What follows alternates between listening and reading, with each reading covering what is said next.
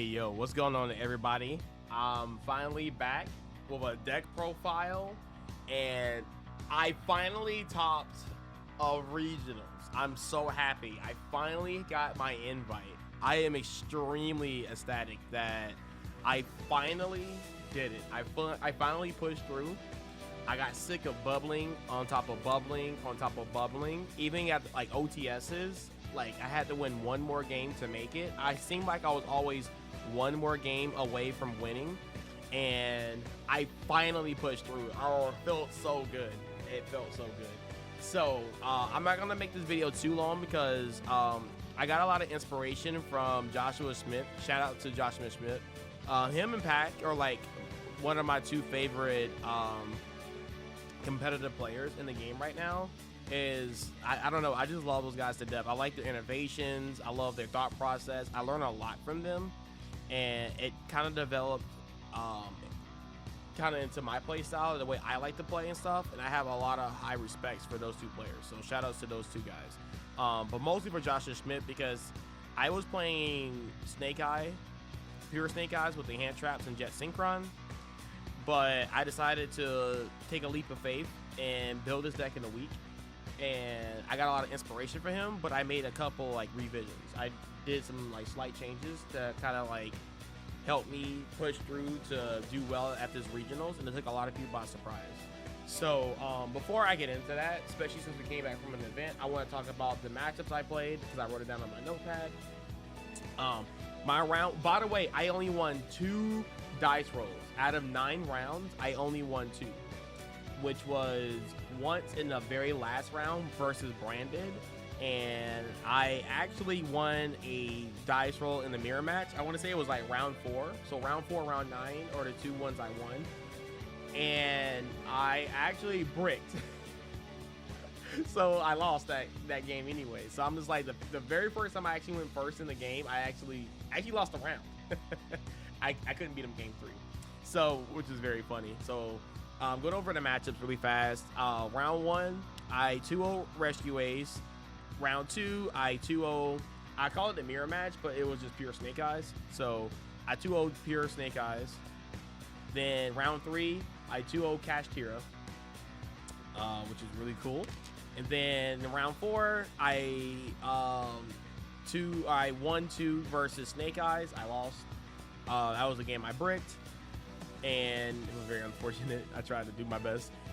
Round 5 was like the most interesting deck I ever fought against. I have down here Infernoble, but it wasn't just straight Infernoble. It was like Battling Boxers with the World Chalice deck. It was really, really cool. I 2-1 that. Then after that, I went against pure Snake Eyes again.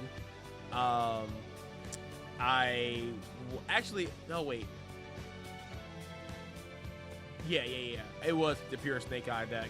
I won versus that. Oh, I lost versus that, actually. I didn't lose versus that. Yeah, I lost versus the mirror. And what's funny, in both the mirror matches in round 4 and round 6, I actually lost a cross out. Like, I had everything else beaten. That set card, if it was like an Imperm or anything like that, even a Floodgate or whatever, I think I would have won. But that cross out cutting me off of Engine really hurt. So round 4, round 6, cross out sealed game 3 for me. Which is really, really strong. I was very fearful of that, but like, you know, what can you do? Round 7, I 2-0 Cash. Round 8, I lost the Runic Stun. This is the matchup I was like scared of the most, and I was like very not super prepared for it. Yeah, I got 2-0 by that. It was very depressing. And then round 9, I went against Branded, and I 2-0 Branded.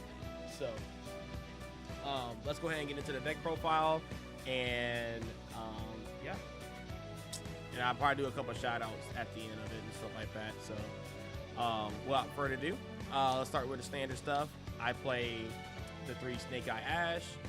This is the Snake Eye engine, of course. I play the 1 Oak, the double Poplar. I feel like all that is pretty standard. The double Flame Burge. This is basically like pure. This is not Fire King, so I feel like if you're not playing a Fire King variation, I feel like 2 Flame Burge is mandatory. There's no way you will cut one. The second one comes up every single time, even though you freaking draw this card like non-stop, which is annoying, but it has its advantages if you do open it. The one original, the one temple, and the one subversion.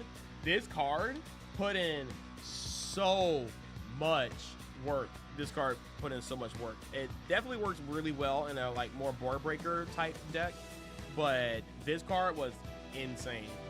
It definitely helped me win a lot of the cash tier matchups, which I got a lot, and it's also very good versus Mirror Jade because fun fact that if you push the Mirror Jade into the back row, since technically they still control Mirror Jade, they can't make a second Mirror Jade, which is very funny. I thought that would be, you know, very fun to share. Triple Bonfire. I mean, more consistency, more copies of Poplar and Ash. Going into the Wanted engine or the Dylan Bellstar engine, I play max copies. I mean, you just need to see it. This is like your only other push in the deck outside of the other engine we're going to talk about in a second. But like, this is very essential because it helps you play through like more hand traps. It helps you push through boards going second. Like, it's a really broken engine. And then for the Souls engine, I also played 2 Souls. And I know in Joshua Smith build, he only played 1. I want to see this card a lot of the times because it's also in another extender.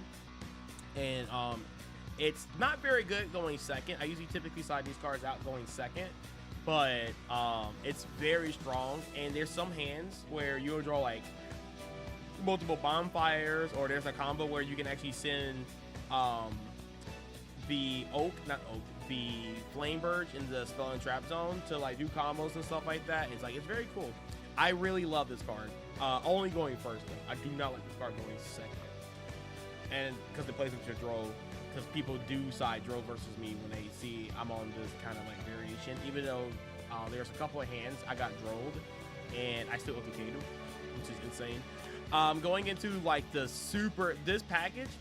One, I'm already a big Sky Striker, Andy. You guys know this. If you guys ever like follow my channel, I love Sky Strikers. I don't think the engine right now is very strong, but paired with the Sky Striker or the Snake Eye engine, which is basically like, in my opinion, better Ray. You know what I'm saying? It gives you follow up. It gives you like all these different things. It gives you the power. And these cards right here supports the Snake Eye engine extremely well.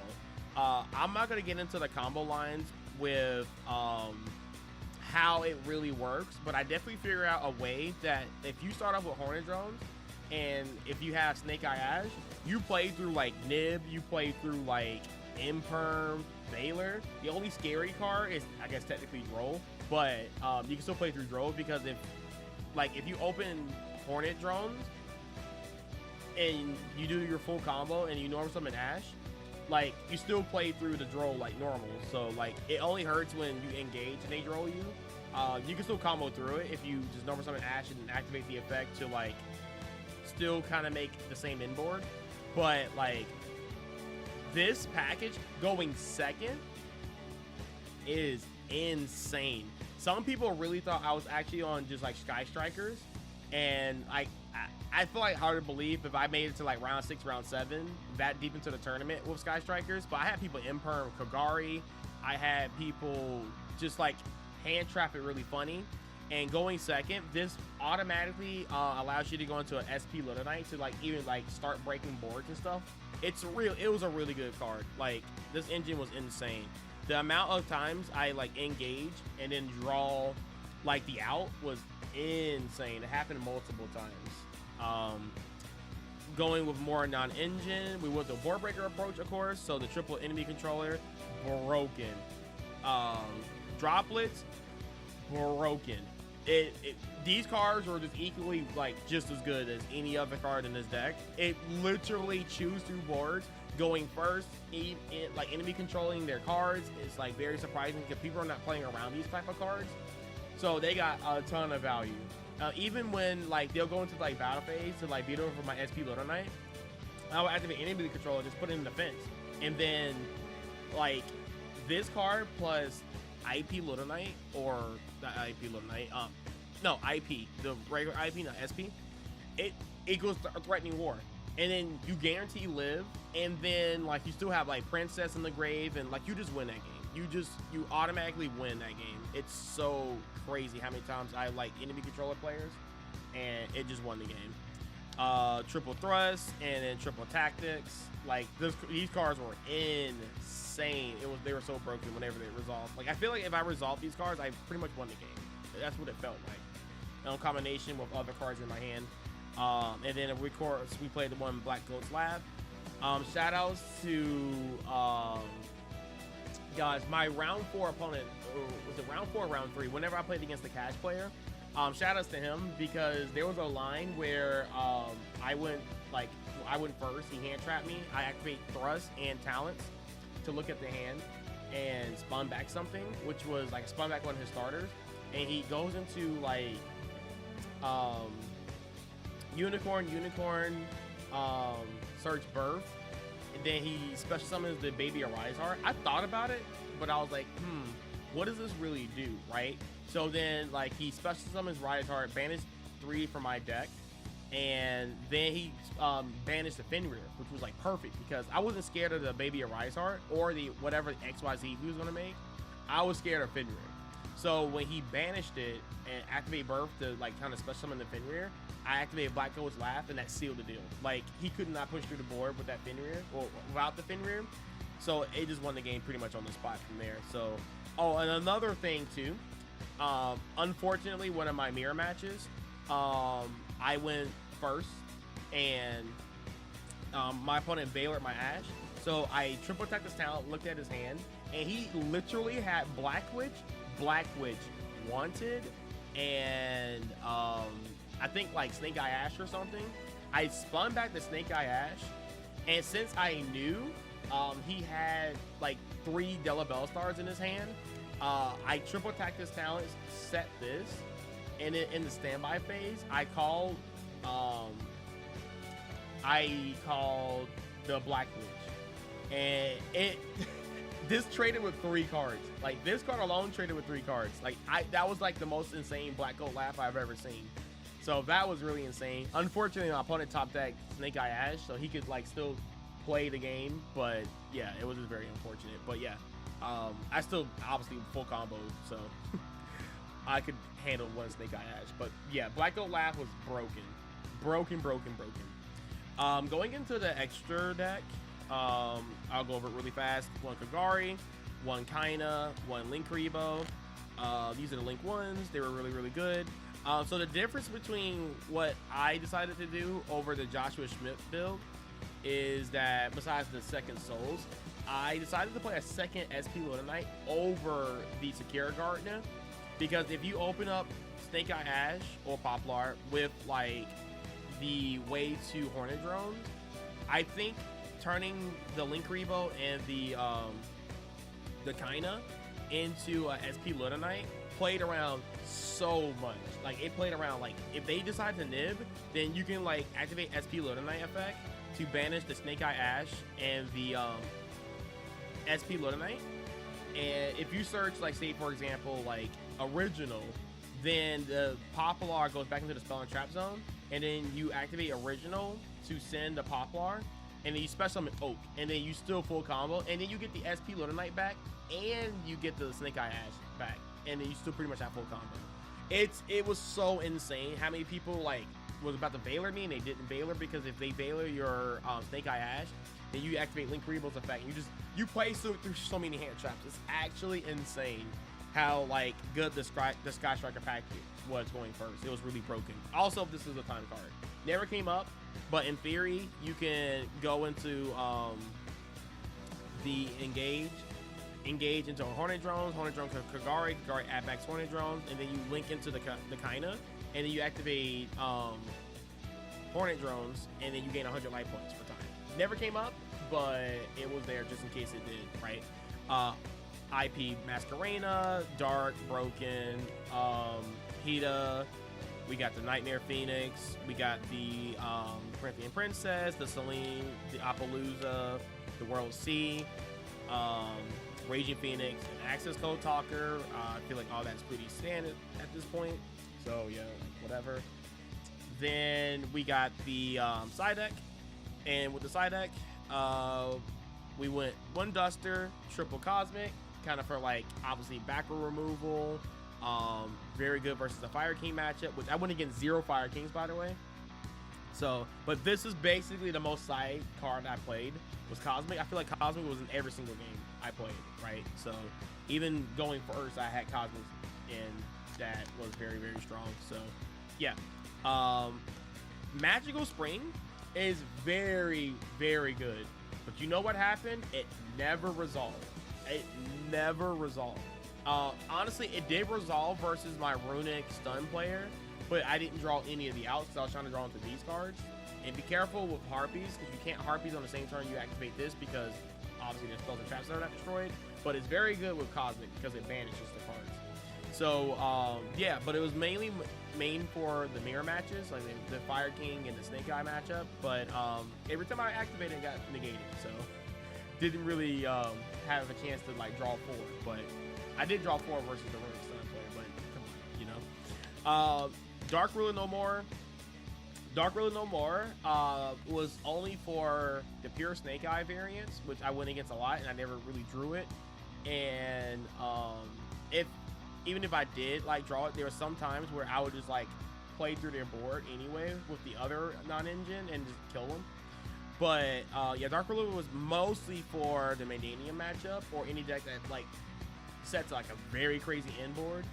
So yeah, that was Dark Ruler. Just respecting those very big combo decks, because breaking combo boards versus breaking boards that have like those pop interactions are completely different. And then of course I side decked the 5 Bestials. I literally sided the Bestials only twice, only because of my matchups. Sided against Branded, of course, and then I sided against the pure Snake Eye matchup because yeah, he went into the line where he will make the Boros Savage, and sniping the Link Rebo would have been like hot. So yeah, I noticed that he went that for turns 1 and 3, but didn't draw a Bestial. So did not draw a Bestial the entire tournament. So yeah. So yes, that is the deck profile. I'm very happy that I get to go to Texas to have a chance to go to Worlds and stuff like that. But yeah, shout outs to everybody I play tested with. Shout outs to Kenny, shout out to Jess, shout out to 50, shout out to like Chris, Haas, Alton, Caesar, Daniel, Anthony, like everybody at the shop. Shout outs to you guys for making the scene a very fun place. Shout outs to like everybody that play tested with me. I mean, there's so many people I can shout out here. I can literally sit here for days. Thank you, Derek, for the cards and the support. Thank you, Sure, for always having like great discussions in between rounds. Thank you, Josh, for always bouncing ideas and being very innovative and having discussions. Like the list can go on. Like there's a ton of people I can thank, right?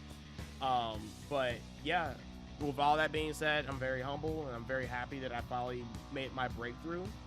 And yeah, so with all that being said, guys, thank you guys for watching and have a great one. See you in Texas.